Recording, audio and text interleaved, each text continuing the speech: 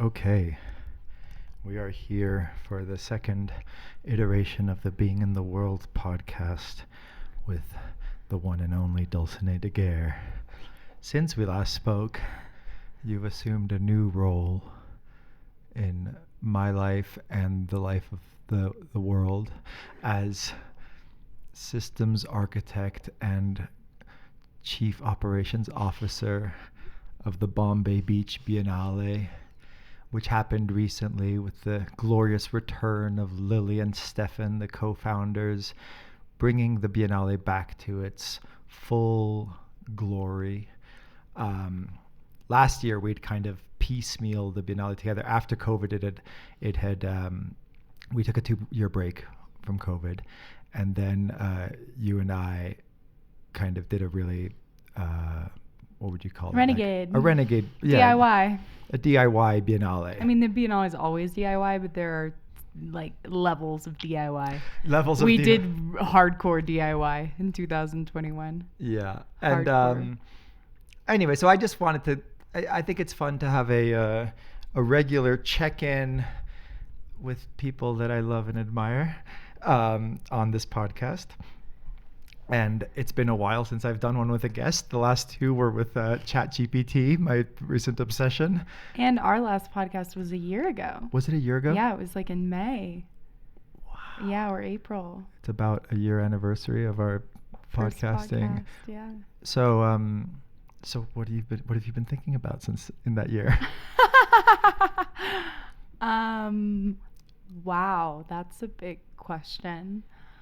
I have been thinking about, let me see if I can make it concise. Yeah. I've been thinking about mental health a lot. I've been thinking about how to like maneuver or evolve from being an emerging artist to whatever the next stage is, not to established, but like what is that middle transition period, both as an artist and as a professional. So how to like, because I turned 29, I'm turning 30 this year, so it feels there's a lot of thoughts around future steps and learning or collating everything I've learned in my 20s, ready to execute on all the lessons. There's been a lot of that. I finished my Saturn return for the astrology minded. My Saturn return ended a month before the Biennale, and then we did the Biennale, and now it's so funny. We started the ahead. last podcast with a conversation about astrology. You want to always bring it there. I mean, I worry about alienating. Well. Your host. No, I'm just kidding. I worry about you alienating everyone else. But you asked me a really broad question, and so you can't get mad when I answer honestly. I'm not mad.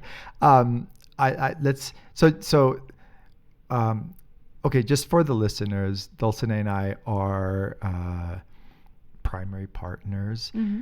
and in a really exciting, I think, a relationship that is very custom tailored to our own idiosyncratic personalities and needs and desires. Indeed. I think we do a very successful job in crafting a very untraditional, loving, committed relationships, and we can talk about that. But I don't want to focus on that today. I want to focus, our last podcast was more about that, and I would rather focus on work, politics, and ChatGPT. No. I'm kidding. That's what we're not going to talk about. I would love to talk about it, maybe later in the podcast. Yeah. Okay, we can talk about large language models as well. If you can honor my astrology remarks, I can engage in the ChatGPT. No, I'm kidding. ChatGPT. I know, but at this point, I'm committed to saying its name incorrectly. No, I also honor how it's occupying a lot of your mind, and it's inspiring you a lot, and I think it's worthy of conversation. I have a lot of thoughts on the podcast with ChatGPT. 3 T 3 4 Chat So, but later, perhaps. Yes. Let's talk about mental health, since you brought that up first. Yeah. Why are you thinking about mental health?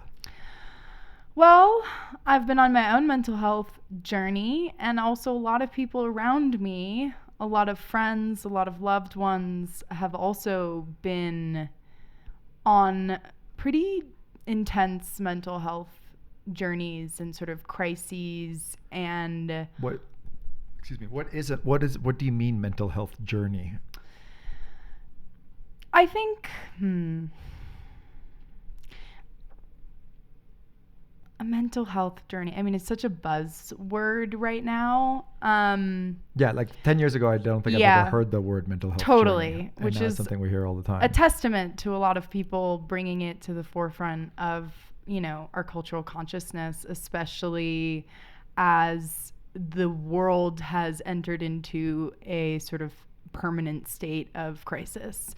And so mental health, we could talk about societal mental health. I mean, we could talk about individual mental health, but personally, and I think a lot of this is maybe still COVID fallout, we're still reckoning with the long-term effects of COVID, not only physically, but also psychologically. And we're still kind of rebuilding ourselves anew. A lot of people lost, I think, who they were during COVID.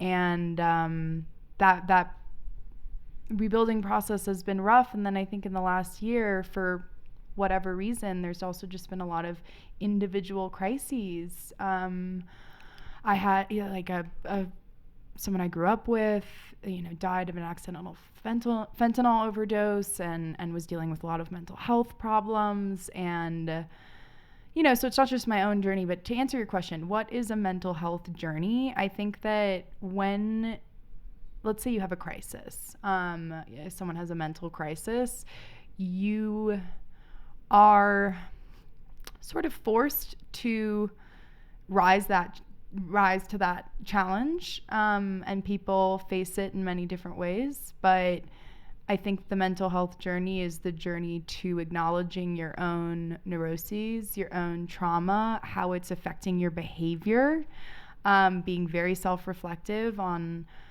when if you're getting some feedback from people, and I have gotten some feedback from people where they're like, something's going on. The mental health journey is listening to those people, listening to yourself, and going deeper, asking yourself harder questions, asking for help, finding professional help, finding friends, finding a support network. That, I think, is a little bit of what a mental health journey is. Are you comfortable talking about what happened on your own mental health journey in the last year? Yeah. Well, why don't you unpack that a little bit? Yeah. Okay, cool. It's the first time I've spoken publicly about this, but it's a small public. It's a small public in a way, and also in not a way. But public is public. So excuse my perhaps shyness around it, but I have always, throughout my life, have experienced periods, very small, minor periods of what one might call an elevated state. And then in the fall, that became pretty extended and protracted, and I was in what we now know to call a hypomanic state for a solid amount of time. That only sort of got worse because I didn't quite understand what was going on. No one really understood what was going on. What is for those who have never heard the word hypomanic, what does it mean? Hypomanic is, okay, so there's two kinds of bipolar. There's bipolar 1 and bipolar 2. And bipolar 2, which is what I was diagnosed with in February, is characterized by having only one hypomanic episode in your entire life. So a lot more people may be bipolar 2 if we subscribe to the DSM, which is, I both do and don't.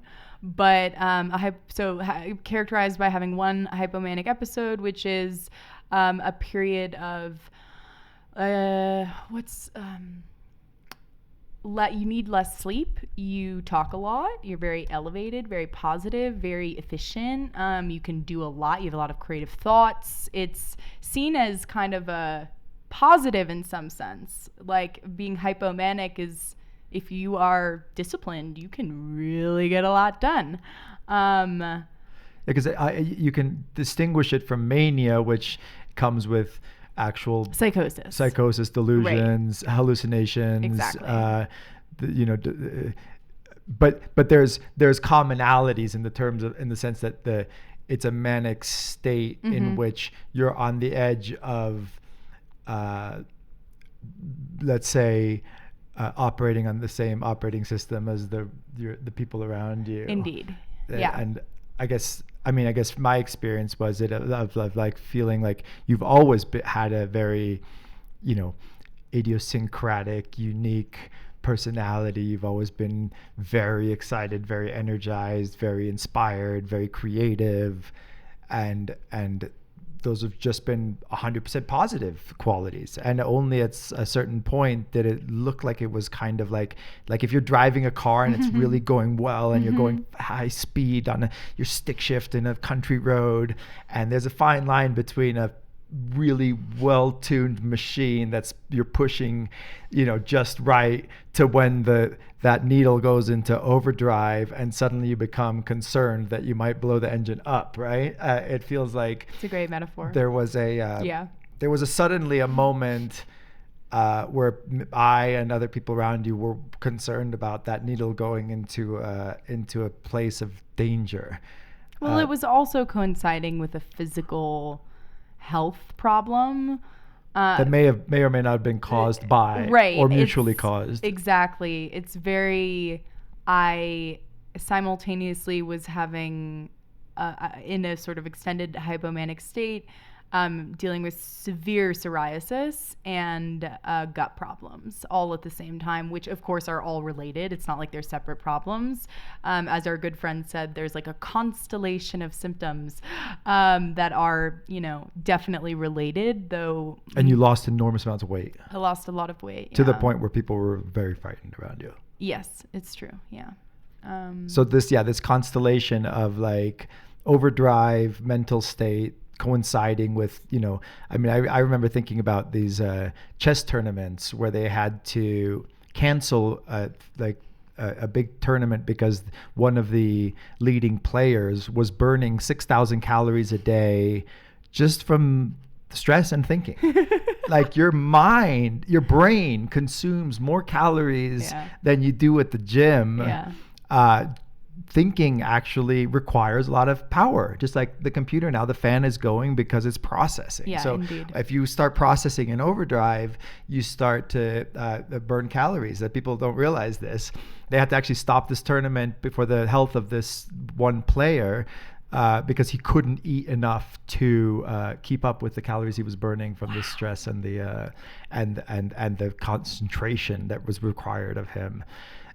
So you went through a similar thing because it was also, you were trying to deal with these physical health issues and tried to do so by eliminating more and more food groups. Yeah. So it was became harder and harder to keep you fed. Yeah, totally. I mean, it was very difficult to try and tackle 3 pretty huge obstacles that just all flared up at the same time. And so what are the 3? The gut, the mind, and the skin. Because at this, in November in the fall, it's like my psoriasis was so severe it was hard to move. It was very uncomfortable. And psoriasis, for those who don't know, is a strange autoimmune disorder that Western medicine has absolutely no explanations for, and say it's basically incurable and you'll have it for the rest of your life. Whereas there are a lot of non-Western modalities that offer different ways of trying to heal it, though the root cause is not known. So strange. And so trying to heal yourself of an autoimmune disorder that Western medicine has very little to offer other than steroids. And then also, I was trying to use nutrition as a way to heal my gut and also help my skin. I was doing my best, with a lot, and so many people had opinions. Everyone had a fucking opinion. Celery juice and like whatever. It's just everyone had an opinion. I was very overwhelmed trying to listen to everyone's opinions because I needed help, right? So I was like, yes, I want to hear everybody's opinions, but then I got completely overwhelmed. I was like, I don't know what I'm doing. It was an extreme period, and it also coincided with the most busy time and most exciting time in my career yet, which is not a coincidence. And oftentimes people with a latent mental health, whatever you want to call it, mental neurodivergences, a lot of times they appear in the late 20s. This is like a statistically true. And so I can look back on my life and see flashes of when I was perhaps in a hypomanic state, but it seems to track that here I am in my late 20s and it sort of erupts. And the same was true of my dad. Yeah. Oh, so you learned, as you were diagnosed, you learned that your father had similar issues, or you always knew this? I always knew this, but the language was quite different. My dad died when I was 11, and he was born in 1944, and I grew up knowing that he had, one was a functioning addict, completely, like all of the drugs in the world, but very functioning as in like very successful in his career, in his industry, and spent his entire life going through various mental health modalities. I mean, he was on lithium. He was at the time diagnosed as manic. I don't think bipolar was the word at the time, but he was on lithium for a while. He hated it. He went through the whole mental health process, but I grew up hearing stories of his mania told in jest and as jokes.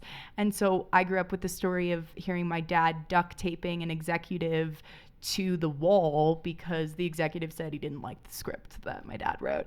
And I grew up thinking, so my dad's so crazy. Like, he's so fuck Hollywood. I mean, my dad sued Universal Pictures for like $38 million. Like, it was this lawsuit that no one would win.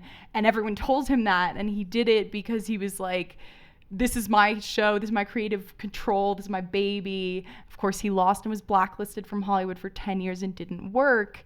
And one might say that was a pretty manic decision, right? And it's also kind of iconic. And so I grew up hearing these stories, not necessarily seeing the other side, the flip side of the kind of like, OMG, it's very funny that you duct taped someone to a wall, or he threw a chair at someone also. I mean, it was Hollywood in the 80s. Like, right. Everyone was on cocaine. It was wild. But like, so my mental health journey has made me reflect a lot on my dad. And I've spoken to my mom about it, and it's made us, connect more deeply. Yeah, that was my first speaking to somebody else about, being worried about you, was calling your mom and asking, are we, is there something to be worried about here? And she told me about your dad, and she was like, oh,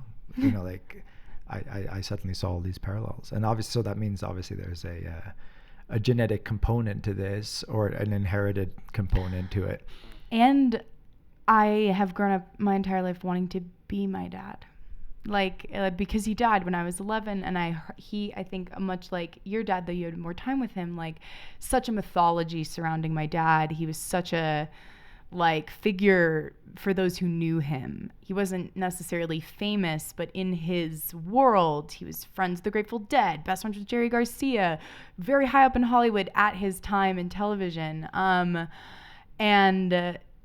I grew up wanting to be him. I just thought he was the coolest fucking person. And so there's this added layer of like, did I romanticize? What is the romanticization of also mental health?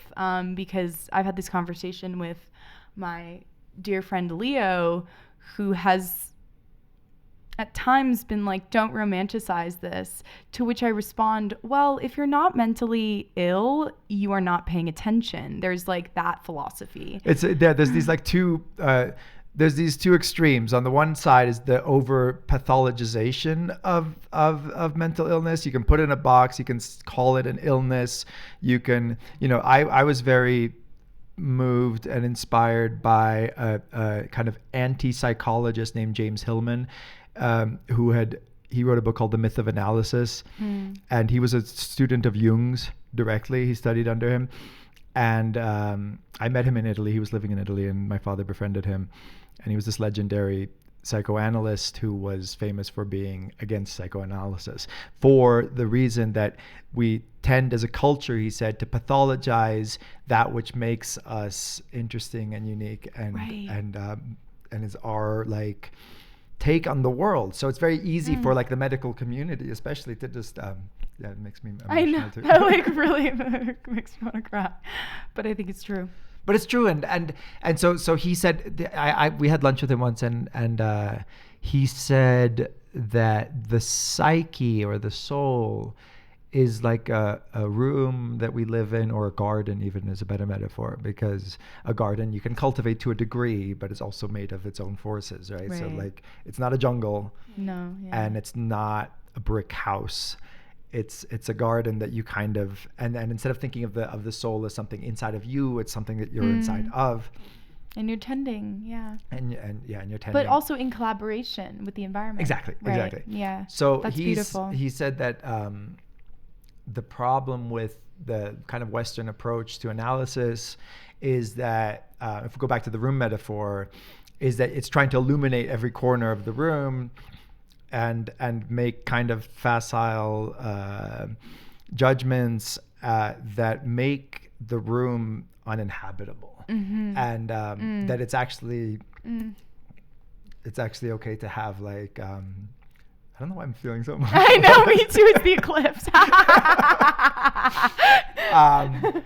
Just so you all know, this is an eclipse in Scorpio, and both Tao and I are Scorpios, so it's hitting us. No, I'm kidding. But anyway, the idea. But it's emotional. It is emotional. Like it is. It's raw stuff, and it's worth talking about frequently and more often. I agree. And so just to finish the thought, on the one hand, you have this over illumination, over pathologization of symptoms. So you have the DSM, the manual of like, if you have these 5 symptoms, then you have this disorder. And if you have this disorder, there are these medicines that will, deal with it. And in a way, it's like, it's dealing with like a lowest common denominator. By definition, you're saying like, these are commonalities amongst people who have these very broad, very simple symptoms, right? So I think the first time you talked to a psychiatrist, you said after like 7 minutes. 7 minutes. 7 minutes. It was wild. I don't think I recorded that one. I did start maniacally archiving my experience through the mental health journey, both with all of the doctors, every psychiatrist, like every appointment. I have all of it recorded. A lot of conversations with my friends who they don't know that I recorded them, because I was perhaps still manic, one might say, and also though deeply while experiencing the crisis, or I don't know what the right word is. I'm not loving crisis anymore. I think it's overused, but let's just say in the intensity of the moment, in the depths of the moment, not only was I fully experiencing hypomania, which is a strange thing to experience, only after people point it out. When you're just feeling good, I mean... Well, you weren't always feeling good, though. You were feeling very anxious with it. Totally. Yes, that's true. Well, if I was just like, oh, Dulcinée just feeling really good, I don't think I'd be so worried. There was a degree of anxiety that went with it. I was feeling good for 3 months, and then I think the point at which the weight was like, the psoriasis was really bad. The weight, I like to say that like my mental health started to appear so obviously on my body that in a way was a gift, because it made it so that the people around me were like, wait, what's going on? The alarm set off. The alarm got set off. And once the alarm got set off and I was in relation to other people talking about my mental health for the first time and seeing through their eyes my behavior, which I hadn't really seen up until people started to be like, well, it's a little weird. And my mom, like I at one point I came home and my mom was like, what's going on? And from that point on, it was a lot less fun, but there was a period of time it was very fun. When I was in New York, I was really like vibing, not eating, like not really sleeping, I not remember feeling like the need. writing 5-page letters to old professors. That and was like, Mexico. That was a different stage. But like, no, in New York, it was like I was just didn't feel the need to eat very much, didn't feel the need to sleep, didn't even feel. Yeah, I remember you saying I don't really need sleep anymore. Yeah, it was like this. I need so much less. I know, and it was a really weird thing where I wasn't feeling bad. I actually wasn't anxious at that time. Yeah. There was a moment where I called our doctor friend because I had an intellectual moment, or rather an outside of myself moment, where I was like, this seems weird. I was like, I'm sleeping like 3 hours a night and waking up at 4 a.m. and ready to just work 16 hours, don't need food. Like I think I didn't eat for maybe 2 days because I forgot. Right. And at that point, I called my friend and I was like, I feel okay, but something is maybe a bit strange that's going on right now. Like, do you have any thoughts? And his question was, are you hallucinating? And I was like, no. And he said, okay, well, unless you're hallucinating. Or when you start hallucinating. He was like, if you start hallucinating, no, go to the hospital. He was like, if you start hallucinating, go to the hospital. And I was like, okay. I was staying alone in my friend's very strange apartment at the time, editing a lot, like so on my computer all day. And that was a weird moment. But really he was like, just eat. And I was like, okay. So I forced myself to eat and, that moment passed.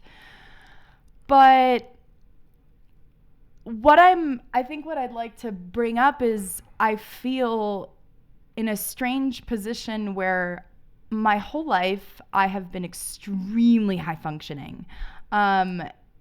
Even, let's say, when I was a really severe stoner during college and in the years after college,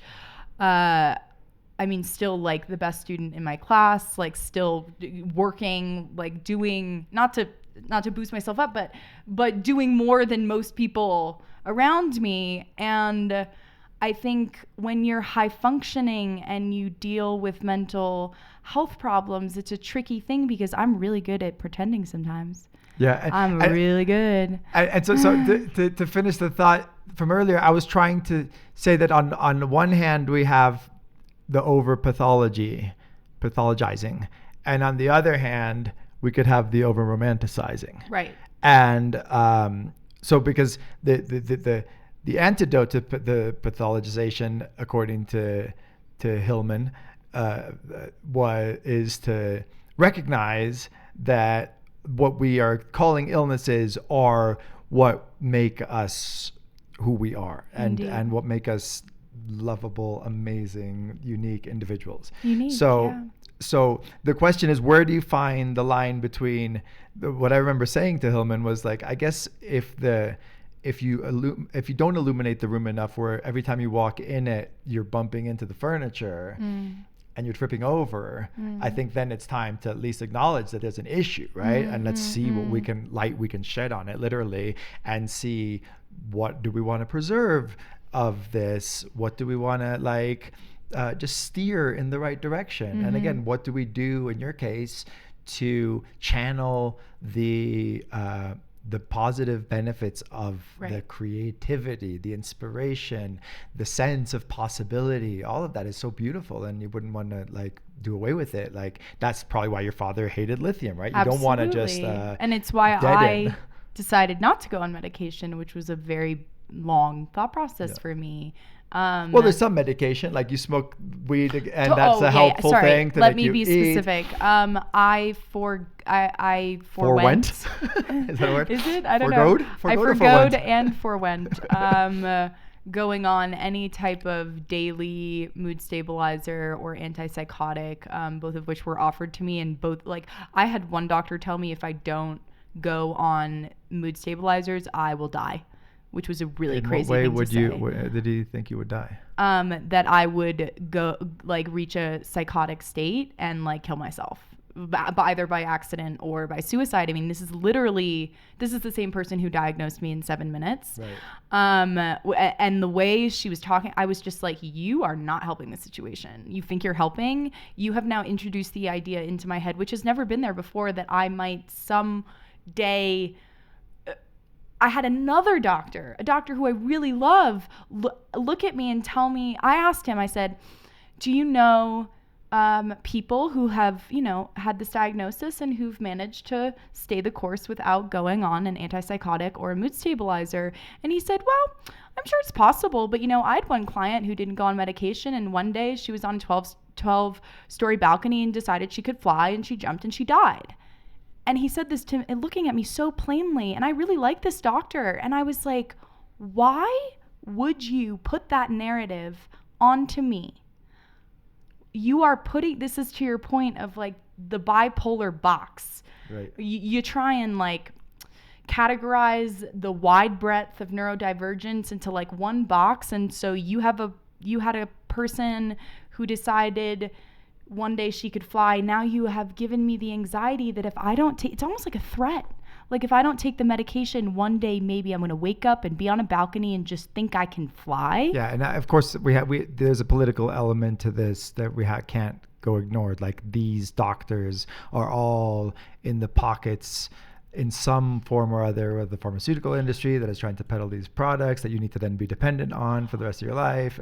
I will say the first doctor, yes. The second doctor, no. The second doctor who told me the balcony thing, 80 years old, he is in his own, like he's so established in his field. He is not peddling medicine. He actually is very aware of over-doctoring me. And my mom, this is a GI specialist, and so my mom kept wanting me to see him, and then he would be like, I don't want to over-doctor you. I could continue running tests on you, but I think that this is a mental health problem, and he recommended me to psychiatrist. All to say, even an amazing doctor who is not peddling drugs can say something like that out of the goodness of his heart, right? But yeah, but I don't think there's doctors in the United States, especially, that are completely immune to the knee-jerk medicalization of things in some capacity. I think you're right.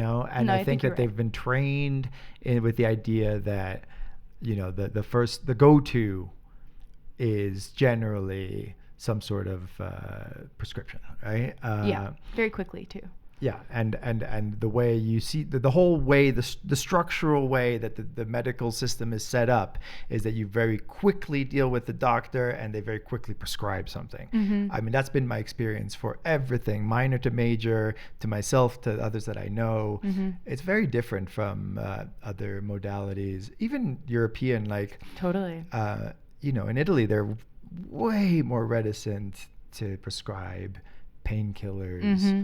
And it sucks because in some ways, because people are in a lot of pain and they don't get, they're much more. There's a more cautious approach, and you might say sometimes maybe a religious approach that's informing, that if you're suffering, you're supposed to be suffering in some way, or it's good for you to suffer, right?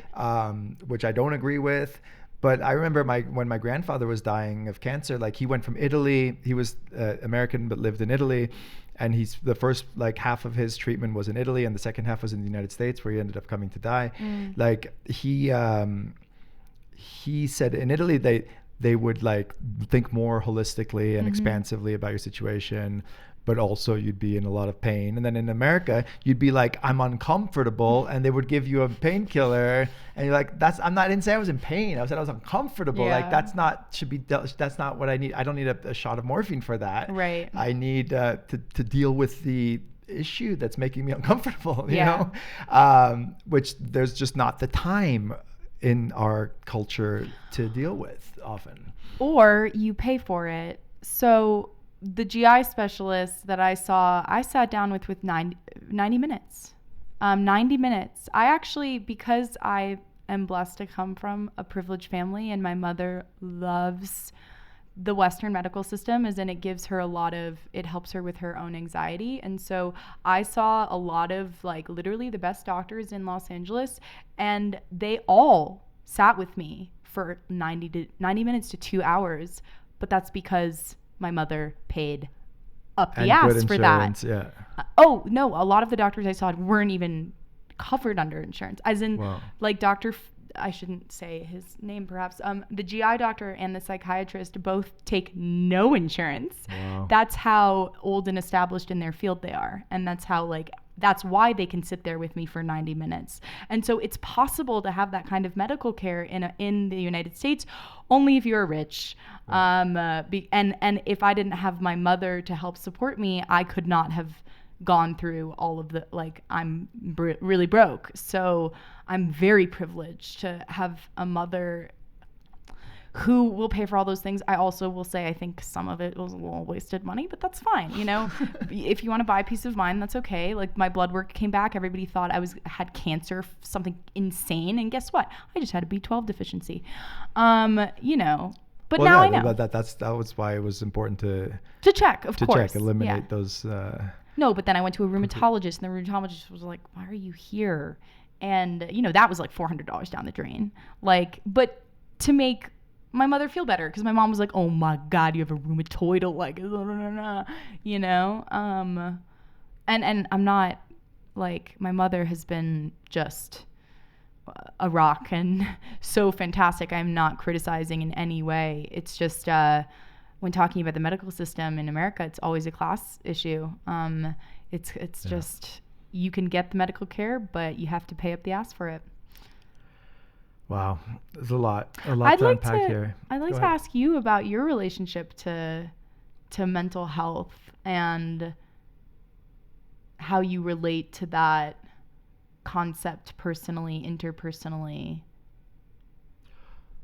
Well, that's a good question.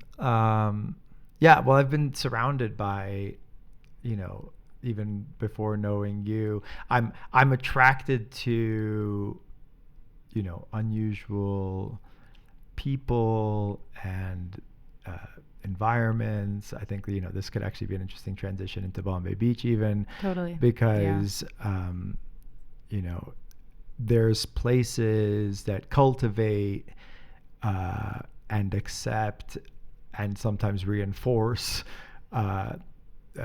issues that could be deemed mental health issues or could be deemed originality, just like we've been talking about.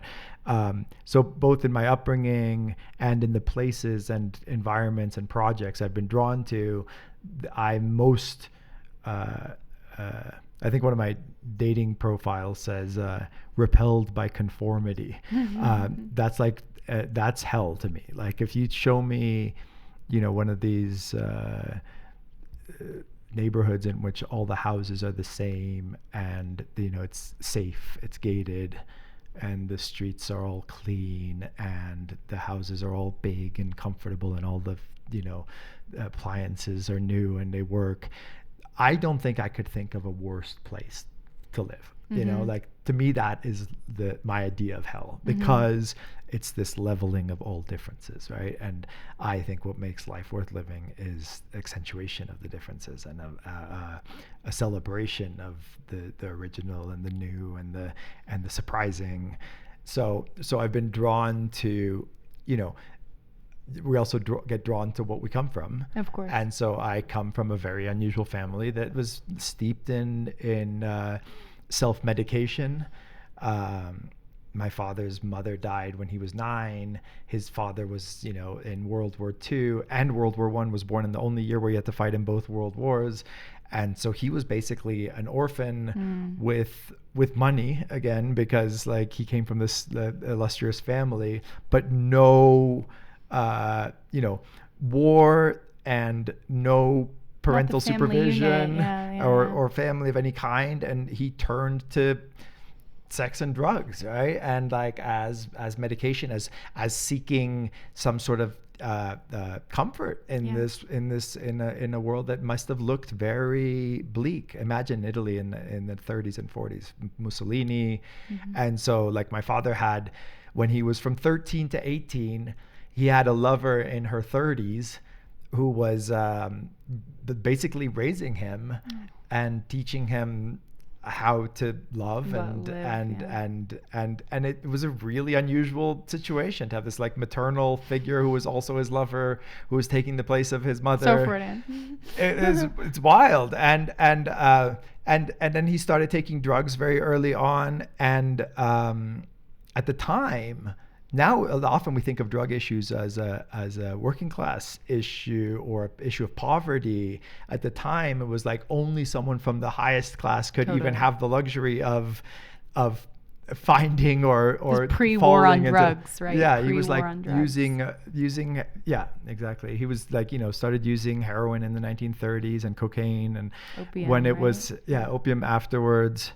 After when he met these great artists like Jean Cocteau, who taught him to smoke opium, and the ritual of.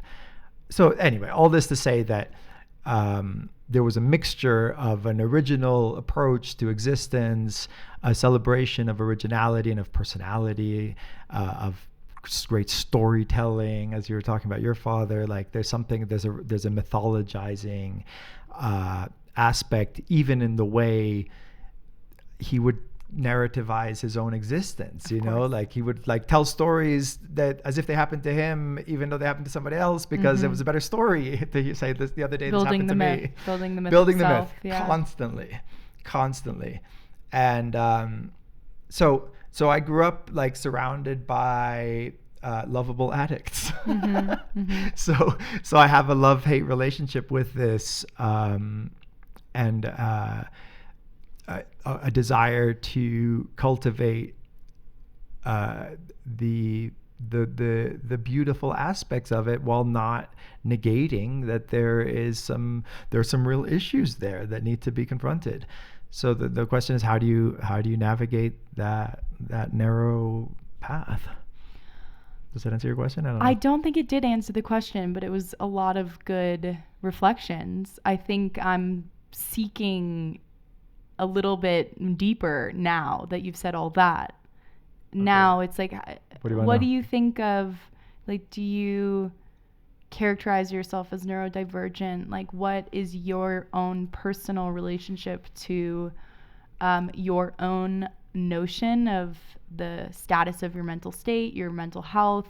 It's funny. I've always like just embodied the attempt at stability. So like I feel like I'm like the eye of the tornado a little bit with like people around me, but needing to be being the middle child, being the responsible one. Yeah. I was the only good student in my family. I was the only one who went to college. So there was an attempt to be the normal one, but also like cultivating the not normal. So I guess I do just objectively, I think I'm blessed with a rather stable and sunny disposition. Yeah. For the most part, obviously. I think that's true. Yeah. Yeah. But so, you have ADHD. Well, so I think I have maybe never been diagnosed as such, I have adult onset. I like think this it's is more also by circumstance. neurodivergence, right? It's not just like bipolar and depressed people. We can talk about autistic people. We can talk about people with ADHD. Like, fortunately, like in school, I didn't have anything like that. I was very, I was good at getting my homework done and focusing. I blame. But you were anxious as a teenager, no? Yeah, I definitely had anxiety. I definitely. I definitely have been, I think, of more victimized than others, possibly by the cell phones and the social media and the lack of structure in my own existence, that have kind of made a perfect storm to cause a kind of adult onset ADHD. And have you ever sought a real diagnosis around that? No, I always just try and like environmentally deal with it, like creating rules. Now we've made this deal. I've been trying to get Dulcinée to quit with this vaping, and she asked me to quit social media for a year in exchange for quitting the vaping, and I'm wholeheartedly agreeing to it. So hopefully causing us to focus more on things like this.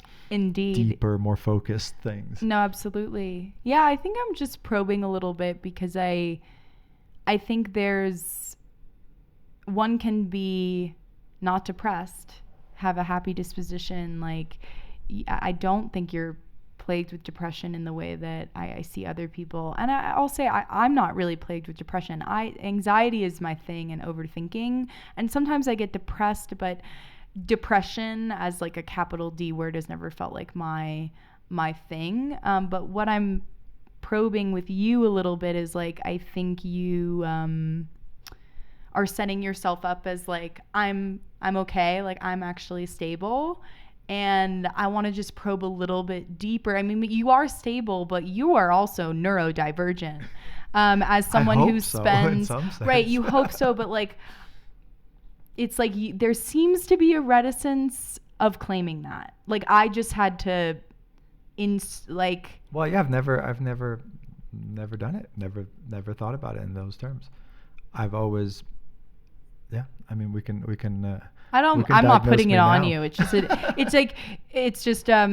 a dialogue else? Where I'm talking about my own, being raw and vulnerable, which it feels good, but I also want to kind of invite you to meet me a little bit where I'm at, because I do think you project a very you both are and project a very like happy, optimistic, everything is okay, everything is good.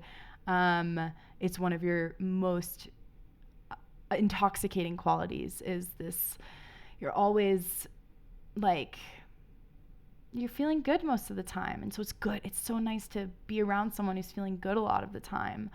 But there's so much more to the story, no? Like, I think, I don't know, imagine. Yeah. I mean, like, maybe I should like speak to a therapist at one point in my life. I don't know. I've always wondered about that. I've just wondered. Everyone should go to therapy. Yeah. Everyone really should. But I think it depends on the therapist a lot. Totally. I think some people are led astray by charlatans. I'm not telling you need to go to therapy. No. But that's just to make it a more like a dialogue. A dialogue, because I think that it's easy to sit there and interview someone about their mental health, and it's a little harder to like turn it back around on yourself and be like, okay, well, everybody in some sense, even if you're stable and happy, is on some kind of mental health journey. Yeah. And I think your engagement around your focus, which started last year with the meditation and the Dulcinée helps me a lot in these ways, in these little deals that we make. So the first was to quit smoking cigarettes, and the trade was doing transcendental meditation twice a day. So you quit the cigarettes, and I've been doing. Yeah. Do you think it helps? Yes. Really? I think it's the start of a journey. Yeah. I certainly think that it's not the be all end all, but it's a really good foundation because of its discipline. So I could maybe say that this journey of maybe undoing the victimization, I thought it was very interesting, your choice of language there. Like, I became victimized by the technology. Let's circle back to that. But that as I've known you of the past few years, watching your own negotiation with your focus, wanting to be more disciplined, showing up for your music, spending less time on the screen, is in a sense a mental health journey. Because there's like something you might be, you want to optimize, right? It's maybe not, you're not in crisis, but you want to optimize. Is that a mental health journey? I'm actually just asking now. I don't know. Oh, absolutely. Absolutely. And for me, the biggest, like what I wake up in the morning and what I struggle with most is how to focus and how to like go deep into things, because I know that that's the most profoundly satisfying thing you can do. And it's like what I watch you do with such like admiration and envy. And hope, in partnership also with the ability to create things together that compensate. Because I've also, the other tendency in our society is to always go back to the individual and the interior and create this kind of separation between like your mind and the world. The subject-object distinction is deeply rooted in our culture. And I think, you talked about like ending your 20s. My kind of broad strokes analysis of, now I'm 47, of like the difference between like your teens when you think like you're invincible and then your 20s and you can do anything, and your 20s you're trying everything and failing and succeeding at some and failing at others, but you're like, I can do it all, right? And I'm gonna like revolutionize like I'm gonna make a movie that's gonna reinvent cinema, and I'm gonna like write a philosophy paper that's gonna reinvent philosophy. Those are like the kind of the types of thoughts one has in one's 20s.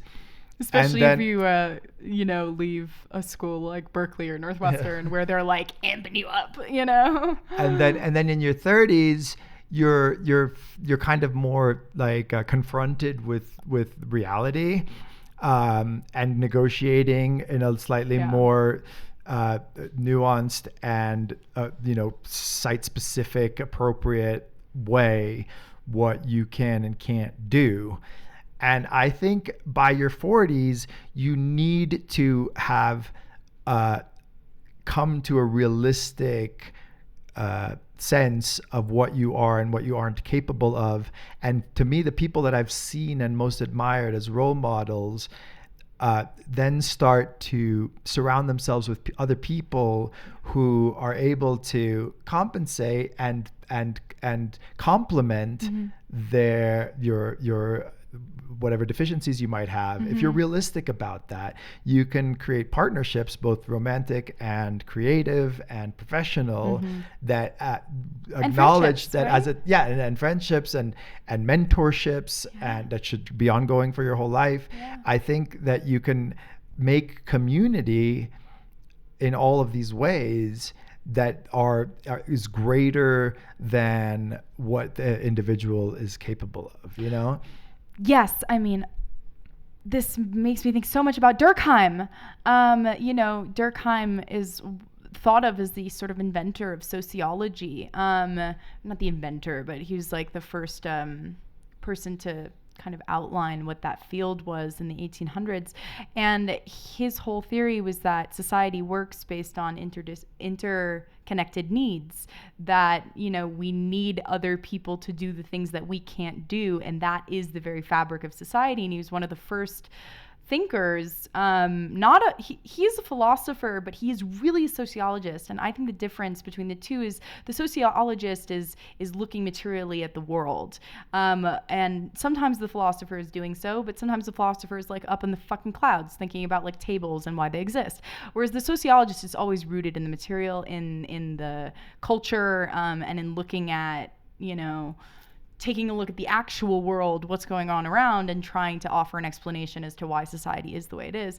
And so this, Durkheim's one of my favorite writers and favorite thinkers. He's very underappreciated, I will say. If you have not read Durkheim, I highly recommend the Distribution of Labor. It's fantastic. And it, just to your point, no one can do it all, right? Or we can try, and maybe a few people can actually do it all, but most of us can't. And so I'm thinking about the way the conversation is unfolding, in the sense that there's like levels of explanation that inform how we understand our position in the world, both as individuals and as members of a class and a group. And it's interesting, we've been kind of going through, it's funny, we started both podcasts with this kind of astrological explanation. It's a type of like narrative and a type of mythology and meaning making. And then we move into the psychological, and we like went on a little trip talking about the psychological tool of like interpreting our existence. And then you have a philosophical approach, and you have a political approach, and each of these like sheds a different type of light. And then we have, and they're all like narratives, right? We talked about like the narrativizing and, telling the stories of our own lives. And it's interesting that I've always shied away from, I've been more drawn by my predispositionally to a philosophical approach. And it's been really illuminating, like engaging with you and Aaron to like,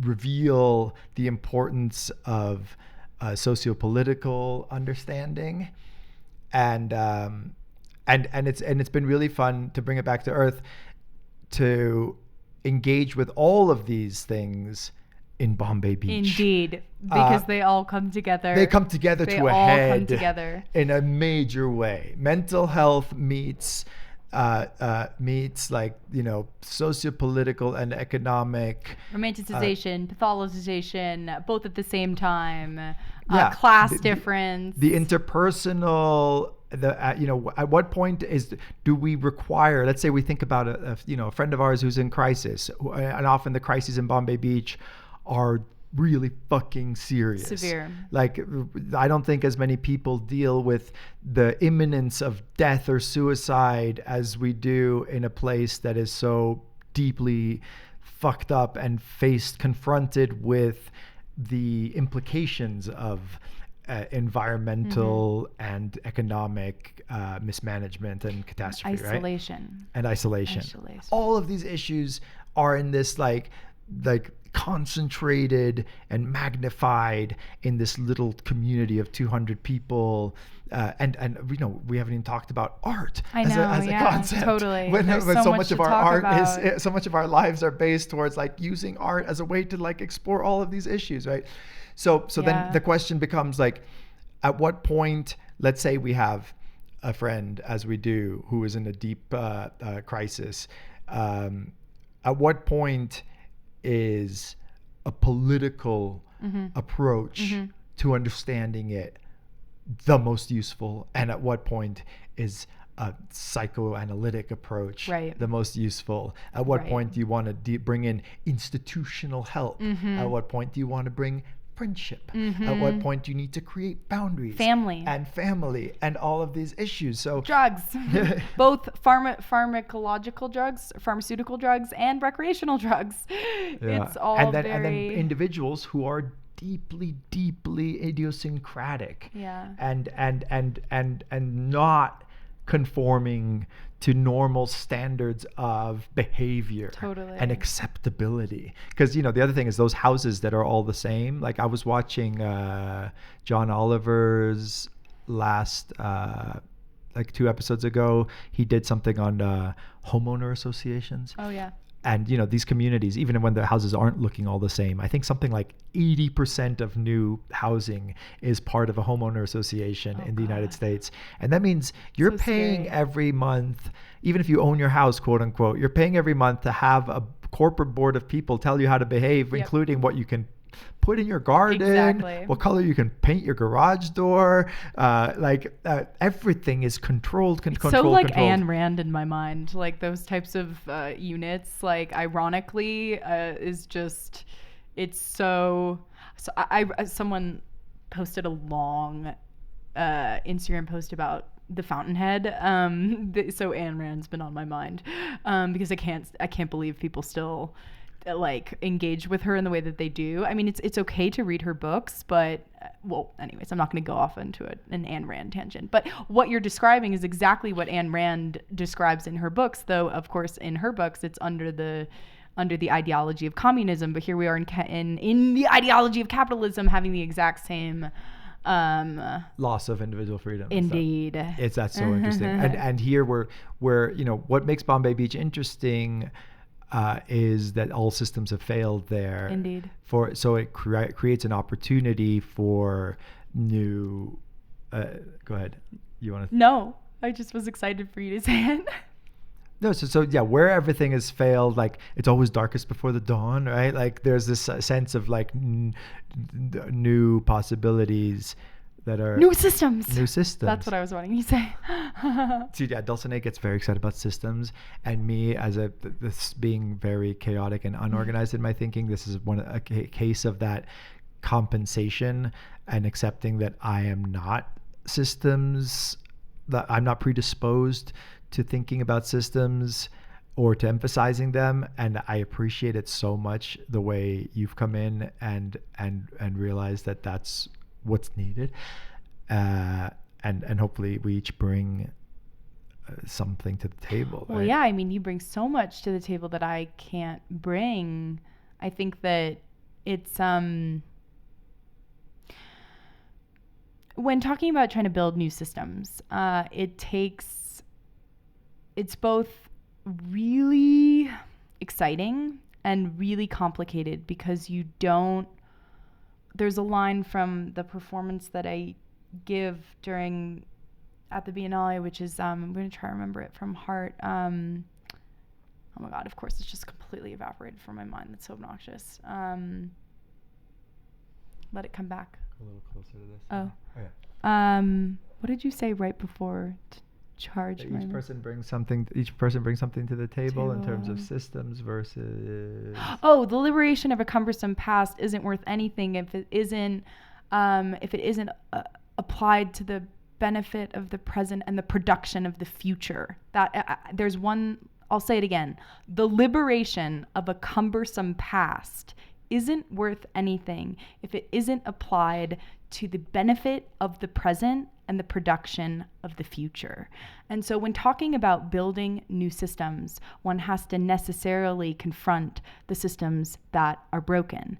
And Bombay Beach is the most exciting opportunity to do exactly that on a scale that you can actually wrap your mind around. And that is why I think that the Bombay Beach and the Bombay Beach Biennale, what is happening there is one of the most fascinating things that is happening across the country. I can't say the world because I don't know what's happening in the world, but certainly in this country, it is one of the most interesting things that's happening. And I think we should do another podcast only about the Biennale. I was just going to say that because I thought we were going to go into that and art and our work there, and we ended up going on this other very interesting and before and timely. Yeah.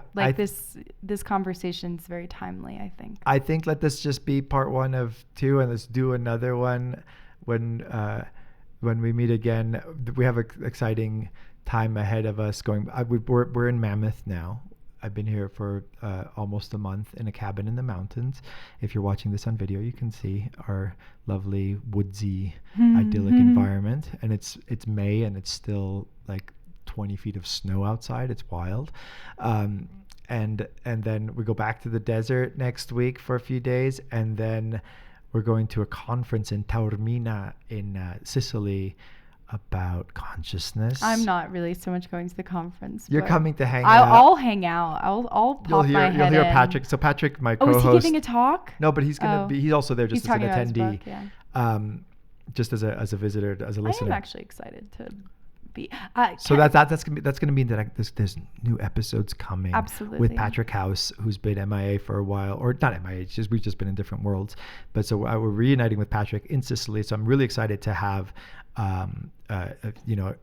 1 or 2 more episodes with him while there, and also Christoph Koch is going to be there again, and David Chalmers, who I've always wanted to have on the podcast, who's one of the world's leading authorities on the philosophy of consciousness.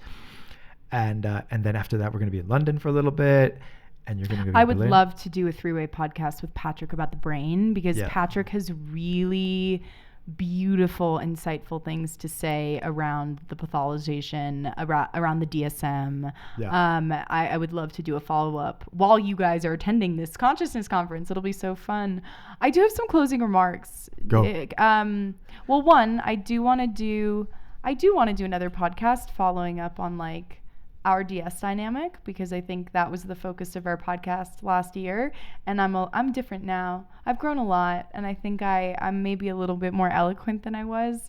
I have a strange, for those who listen to that episode, I'm a little bit I could have done a bit better. So let's I mean, that's always me. I'm always like, I'm going to do a bit better. So, yeah, one thing we do is, I think one of the greatest things about our relationship is, without being naggy or pushy, in the most gentle but like insistent ways possible, giving plenty of room for, choice and individual, direction. I do think that, and I would shy away from this in other relationships, and I recommend like going for this in its own right. But there's an element in which we, in our different ways, are kind of pushing each other to be the best self, and challenging each other. And our DS dynamic is a really fun way to like create a container in which I can like quote unquote train you.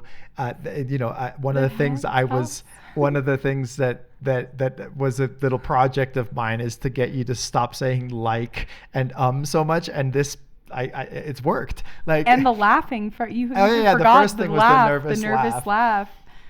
Which Dulcinée used to just kind of have this little tick of laughing after many things that you said, that even though that wasn't the appropriate response. But there's a tendency to people to do this anxious, as a way to as an anxious response to like to kind of take away from the committing to what you're saying. Right, of course. It's like an out. You're undercutting yourself. And I'll say it was very annoying for a long time having Tao tell me this, because I was like, stop it, you're being mean. But I'm also very sensitive. But 2 years later, 3 years later, because really you started on the laugh thing like a month into us meeting. I will never forget that, receiving that text. It was insane. Because it would also take text form. It would be like, we just wrapped up, ha ha ha ha ha. And it was like, what do you mean ha ha ha ha ha? There's nothing funny about it. Anyways, all to say, I am now grateful for the ways in which you push me and challenge me. I actually do really think it is like part of the reason why I am so still deeply in love with you and feel committed to you, because you are always really genuinely trying to make me better, even when it's annoying and I'm like, stop. You are like, no, I want you to be better. And I feel that. And I think we have that symbiotic relationship, and it's really beautiful. Yeah, it definitely goes. It gets a little intense sometimes. I mean, we're both Scorpios. We both go real hard sometimes, but I think that I am certainly a transformed human since meeting you. Also because of my Saturn return. It's not all Tao. But wait, I actually do. Sorry, my closing remarks is like, I want to do a follow-up episode on the DS. I do want to do an episode only on the Biennale, and I just want to say that now that this is in some sort of public sphere,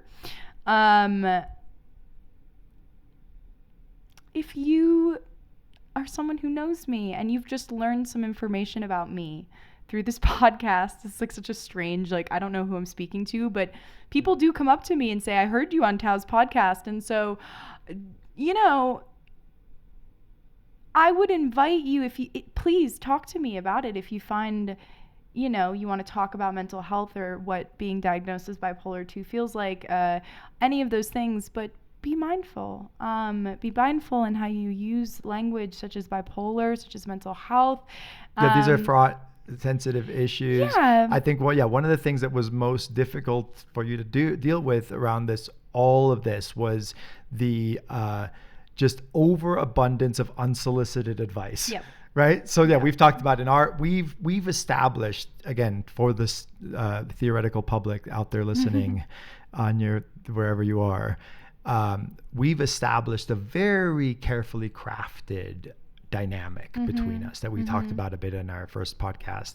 So there are rituals, there are rules, there are strategies that we don't, you did say, like, I would call you out on the laugh early on, but we did establish a certain dynamic early on that was formalized and deliberate and thoughtful. It wasn't just willy-nilly. So I do think that, I watched you having to field, like, as one of these tennis players with like when the machine is throwing the balls at you.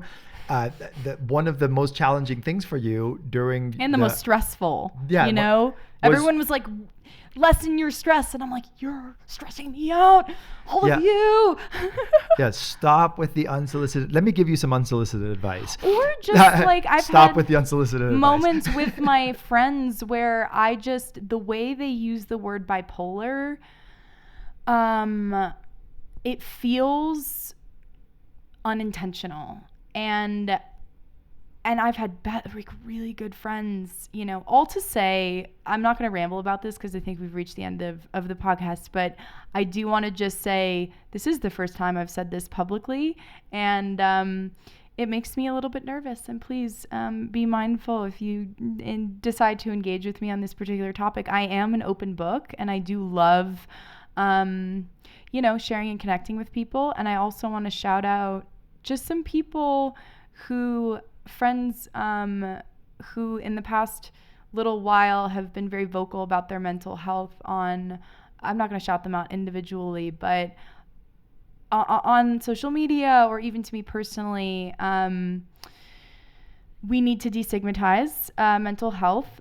For me, getting diagnosed as bipolar 2 while simultaneously being inside of the biggest career moment of my life was extremely scary because I thought all of my professional contexts would be deeply affected. I was like, oh my God, people are going to fucking think I'm crazy. Everyone's going to fire me. No one's going to be my friend anymore. Like, it was really intense. And now I can speak about it a few months out and be like, and maybe as a sign of,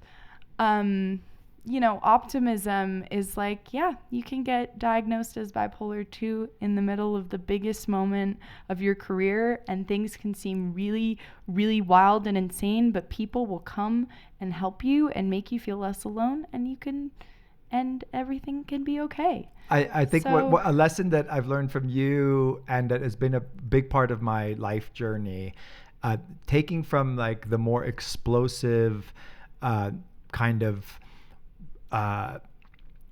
just revolutionary attitude towards systems that my parents' generation were part of, this kind of more 60s desire to just explode any sorts of like hierarchies or expectations or morals, and it was done often without the care that was needed. Because there was this need to break out. There was anger, yeah. So like my old friend John Perry Barlow used to say, like, you don't even know who's my dad's best friend.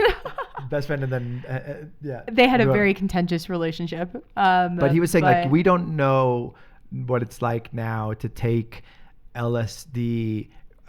Now we take it in a society that's pre-baked, right? Because we already went through this explosive time of saying, we need to like basically dissolve all of the systems that were in place. Timothy Leary in 1965 was giving talks that were saying like, no one over 40 should be allowed to vote, and everyone should quit their jobs, and everyone should drop out of school and go back to nature. And there was this sense of like, and there was a lot of wreckage on the way, and families that were destroyed, and children that suffered, and maybe it was necessary. But now we have this much more care-based approach, hopefully, to questioning boundaries. And I think one of the things we've done on our 2 podcast episodes, hopefully, is to try and speak openly about things that are a bit taboo, whether that's a sexual, DS dynamic or mental health issues. Try and be open and honest about it, but also be mindful that these things should be done. And this is, again, the lesson I've learned from you most often, to do things carefully and thoughtfully, and make sure that the people who are around it feel held and safe. Not too safe, but safe enough, That's do a whole podcast on just that. Wow. Let's follow up. True. And I also, we never followed up on the use of I have been victimized by technology. But I think maybe that's our GP3 podcast. It's my nickname. It's like a pet nickname. I like it.